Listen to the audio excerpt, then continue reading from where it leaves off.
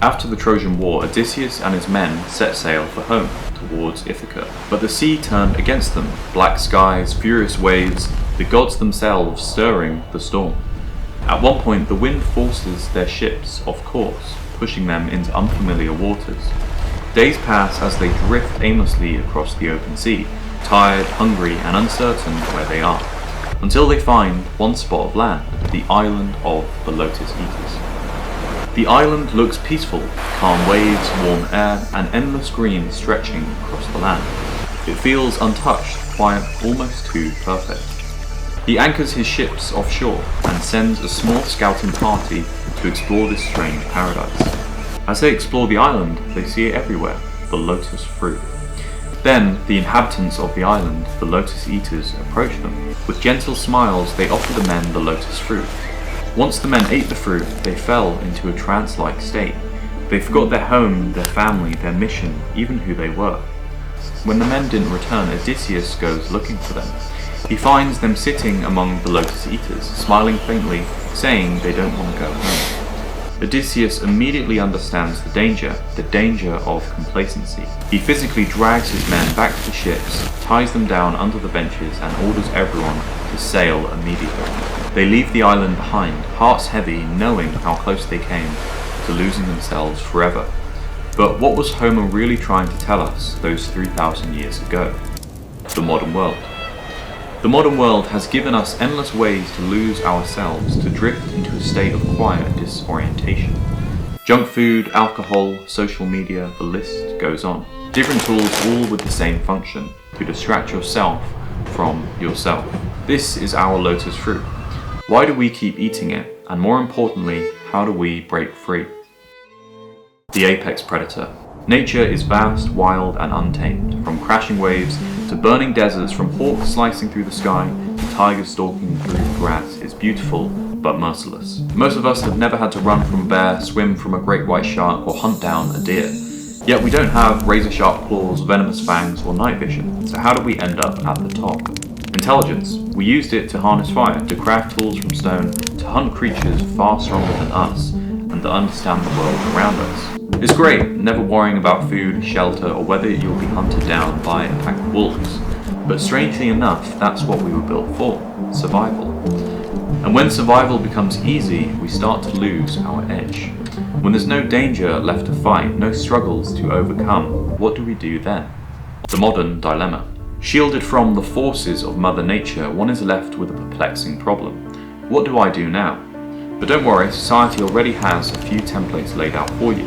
Maybe it sounds similar to this. Go to college, get a job, buy a house, start a family, retire at 65. Or maybe you follow in your family's footsteps, enlist in the military, climb the ranks, serve a cause greater than yourself. From the corporate ladder to the classroom to the front lines, the world offers endless pre-built paths to walk. Some of us follow them, but some of us decide to create our own. The artist who spends years perfecting their craft, the entrepreneur who risks everything to build something new, the writer who trades comfort for truth. But somewhere along the way, we all get stuck. We have a call to adventure, a pull towards something more.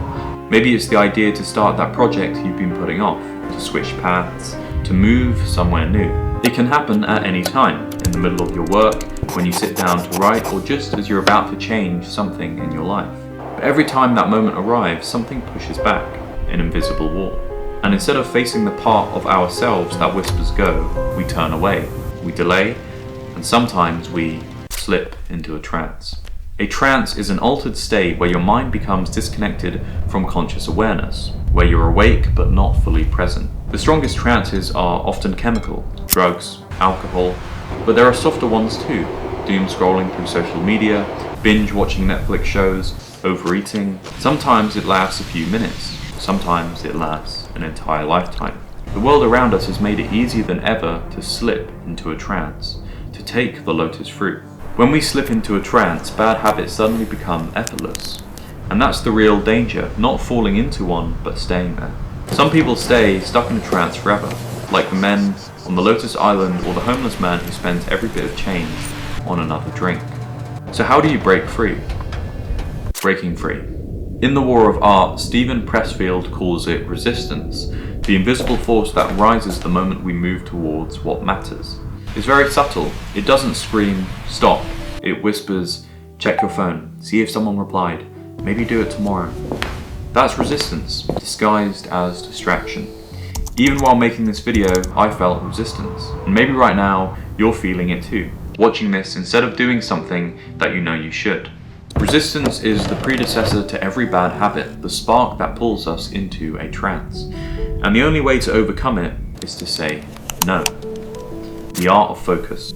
Most of us think getting from A to B is about adding things. A morning routine, a new habit, 10 more pages of reading a day.